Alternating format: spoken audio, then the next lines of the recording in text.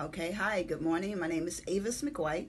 I'm the Senior Program Manager for Orange County Head Start. And as the Senior Program Manager for Orange County Head Start, I am responsible for all 82 classrooms throughout Orange County. We are spread through Bithlo, Taft, Apopka, and Winter Garden, 22 sites throughout Orange County. My role basically is to make sure that I have qualified teachers in the classroom and that we have quality, productive education going on in the learning environment. So in Orange County Head Start, there's an income eligibility. That means you have to qualify. And there's a range. You have from 1 to probably 6 range in regards to what families have to apply. They bring their income. Okay, so that they work with the family service worker and they do an age eligibility application, and you get points for everything that you have. And those applications come down here once the family service worker does the application with the families, and they're screened through our ERSI coordinator.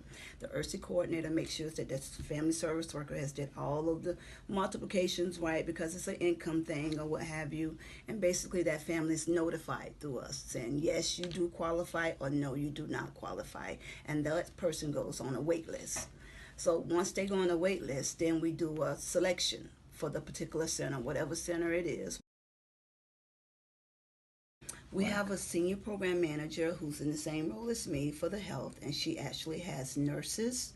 She has nutrition coordinators who works with the families as well.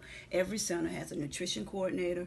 Every center has a nurse, and those particular persons go out just like my content experts, and they make site visits and they talk with the teachers. Okay, what children you having, who's having some issues because they're not coming to school because they're sick. And if we find that is the case, that nurse works with the family.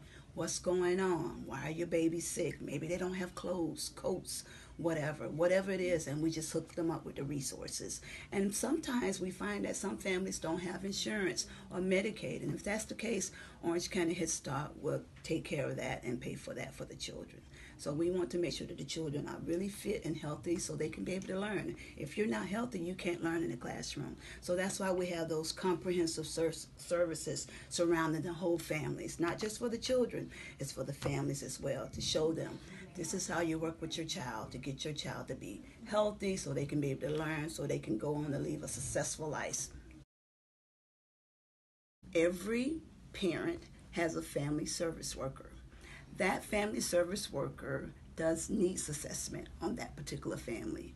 And what that need assessment entails, it talks about all the things that a family would want to do, have inspired to do, goals, education, and basically they do a family plan with those particular families. And they work with those families side by side through referral agencies, hooking them up with resources, providing that support, motivation, giving them the resources, the avenues to participate in so they can be self-sufficient and be able to live a productive life for their child.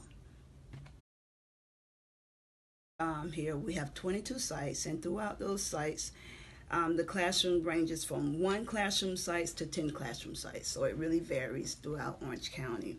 However, in every classroom, there's at least 2 teachers.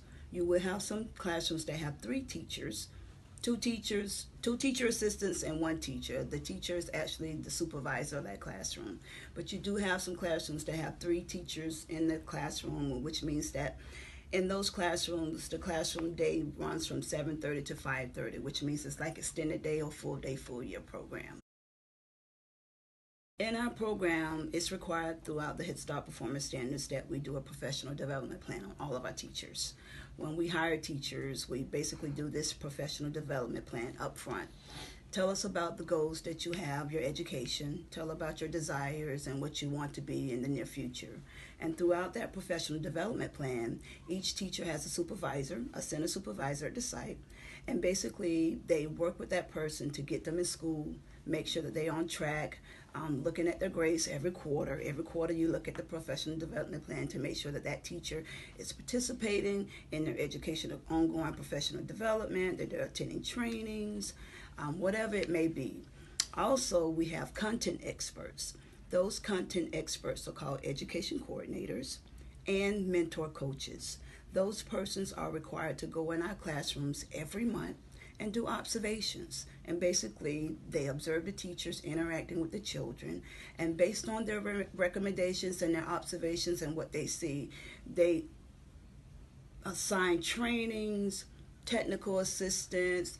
They pair teachers up with other teachers who are probably good in another area that that particular teacher needs, and just work with that particular teacher until they are considered high quality performance teachers in the classroom. We do. We volunteers is one of our goals that we really shoot for, because we want people in our program who can really benefit our children. So volunteers do come, but they have to do background screen, level 2 background screening, because we have to make sure that their background is appropriate to be in the classroom. And they go through orientation. All volunteers must go through orientation so they can understand Orange County Head Start. And then the center supervisor of that particular center works with that volunteer to ensure that they are doing whatever it is that they want to do in the center. It could be in the classroom, it could be in the office, it could be secretarial, it can be in the kitchen, whatever that volunteer wants to do. And we just pair that volunteer up in the area in which they want to go. We also evaluate the volunteers, just give them some feedback.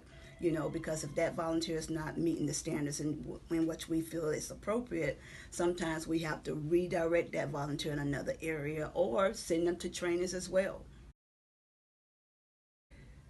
40% Hispanic, probably 40% African American, and the other ones is really diverse. We have Orientals, we have Portuguese.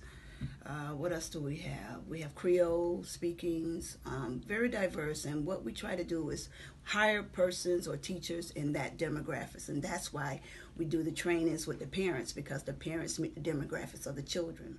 So Head Start Performance Standards states that if I have a child who speaks Creole in my classroom, I have to have a staff member in that particular center or classroom that speaks that child's language. And that's why we recruit the parents to be in those positions, because we know they speak the language. And also teachers rely on parents to also assist them with the lesson plan.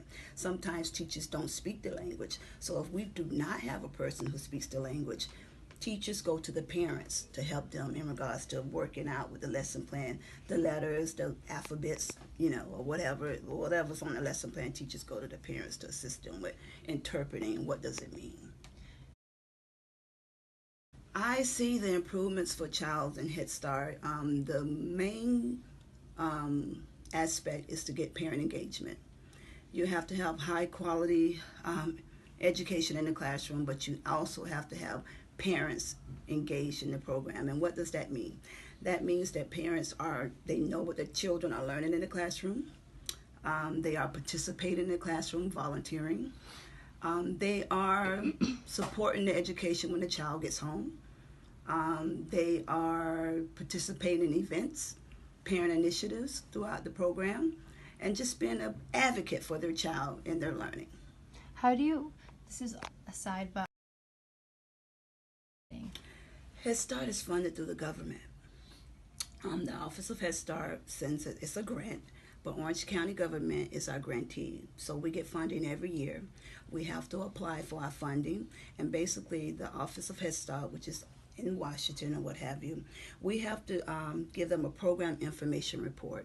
And on that report, it talks about everything that the program must do. And if we are not meeting those requirements or what have you, there's a potential that you can be in non-compliance for your funding grant. And if that's the case, the grant gets pulled.